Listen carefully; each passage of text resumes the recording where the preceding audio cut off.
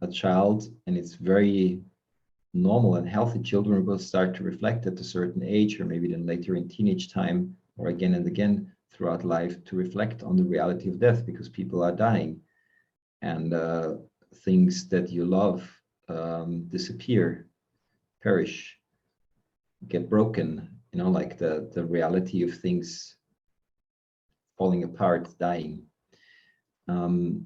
So it's natural, and when there is no spiritual and philosophical, cosmological kind of framing for children in which this is being, in which they are presented with this, then it can be a very scary, isolating experience to just face that and realize that.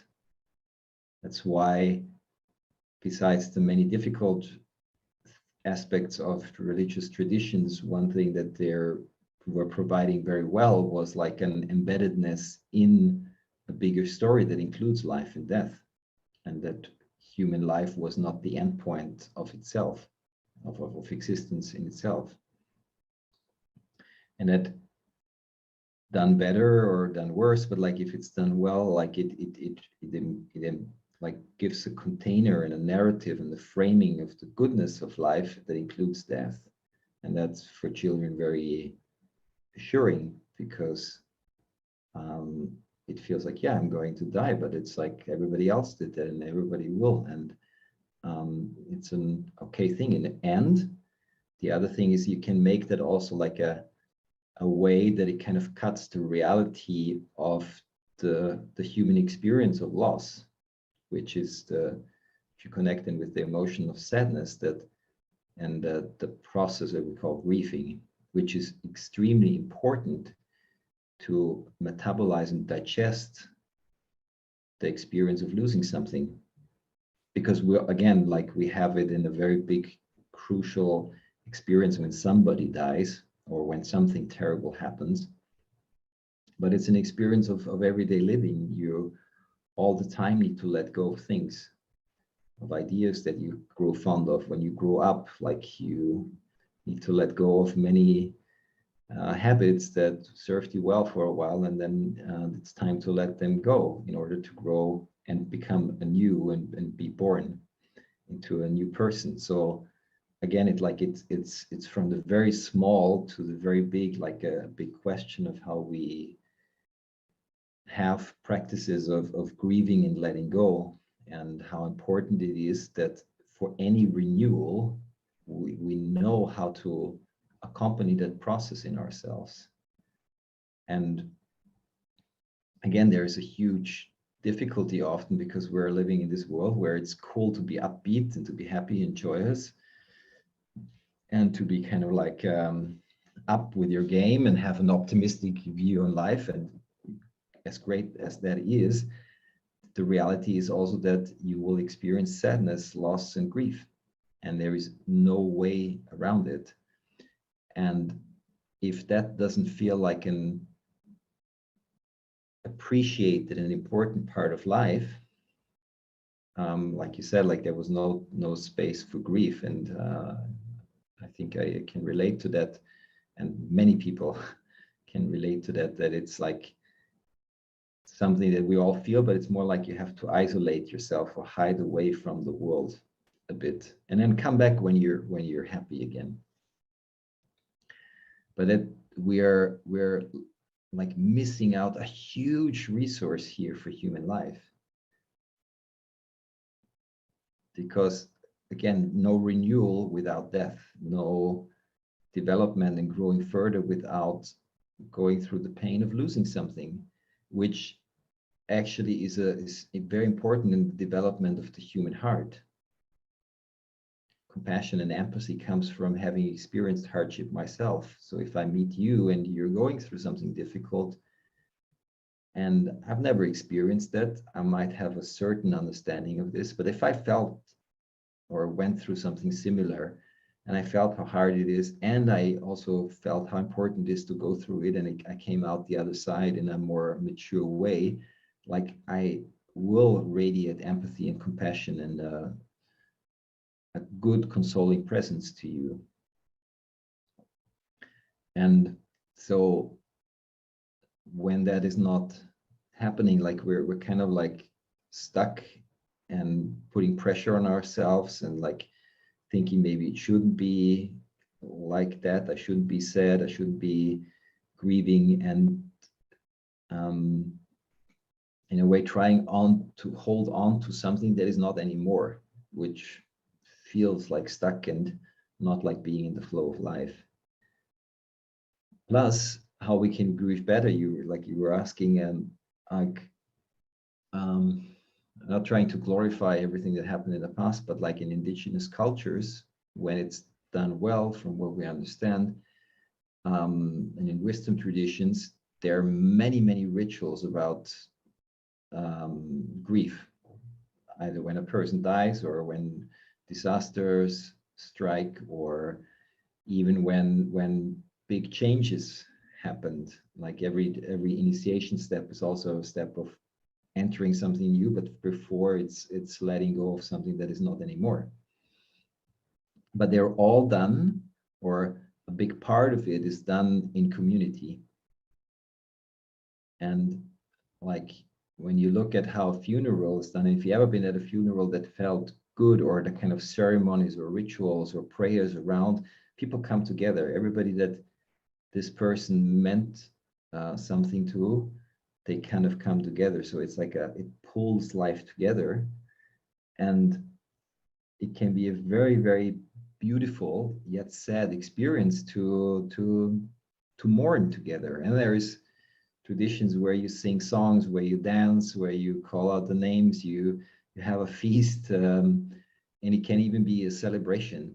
And I sometimes I was spending time in India and in a community where when somebody had died, they really made it a point to make it a death celebration.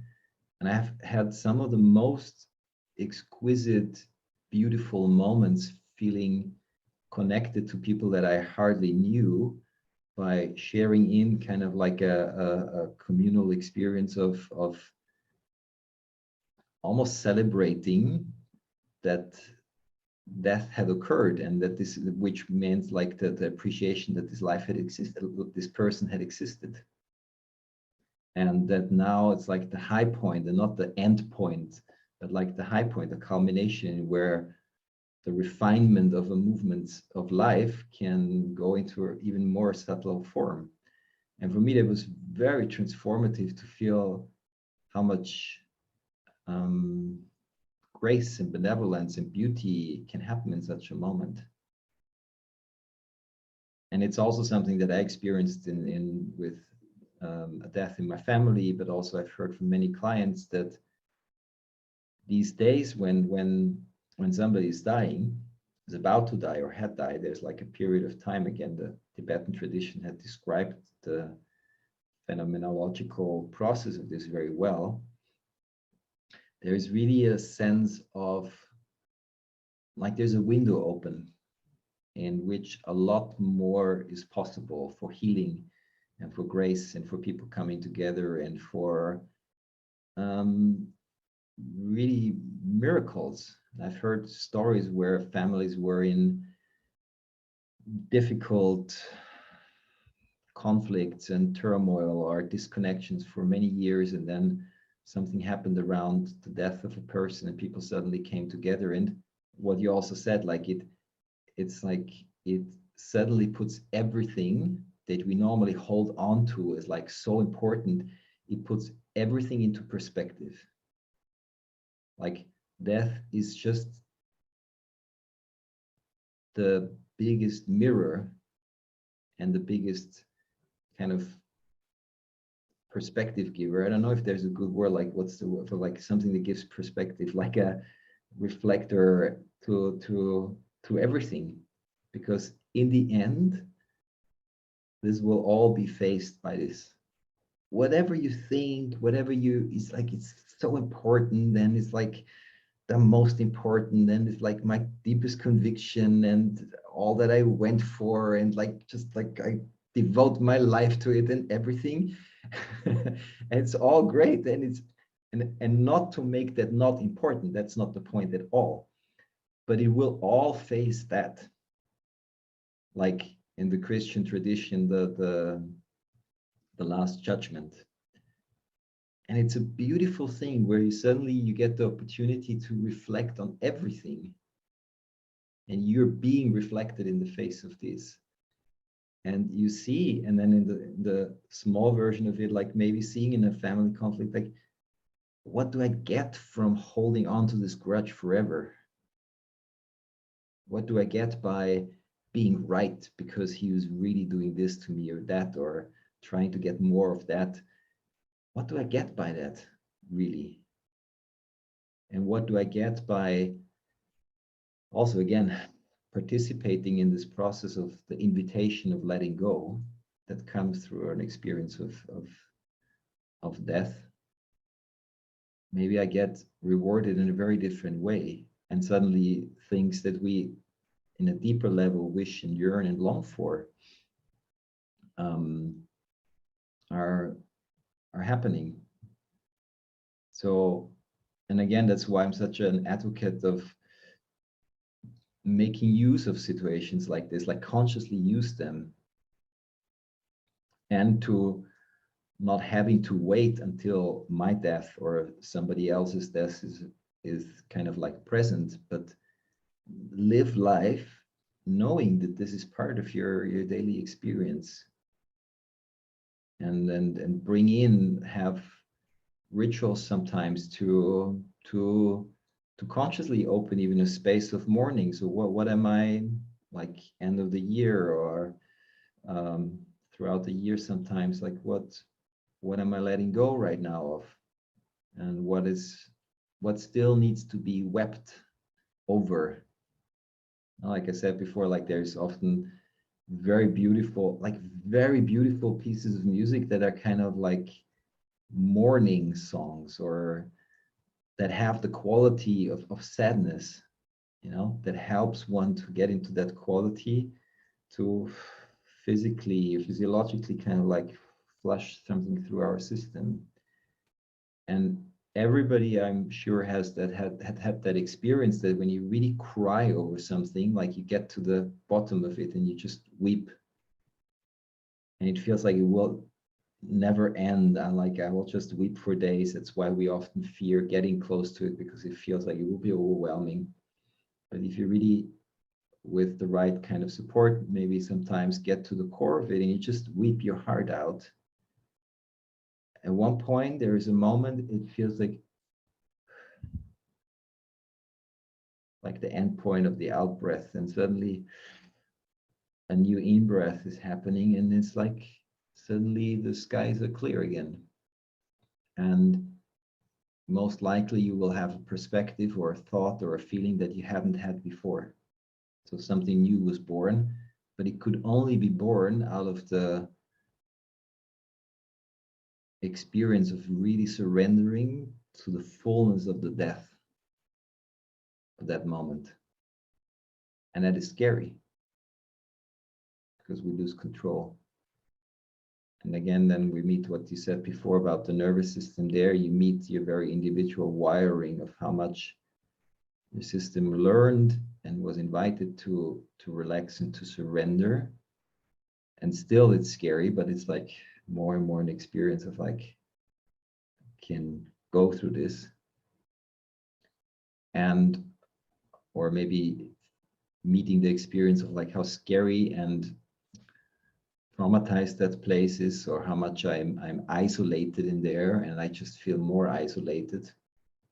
And then the real organic rhythm of grieving cannot go through fully. And in that moment, then it's important to find support and to learn, because the like the intrinsic movement of the nervous system will always want to go that way, because life that's the way of life.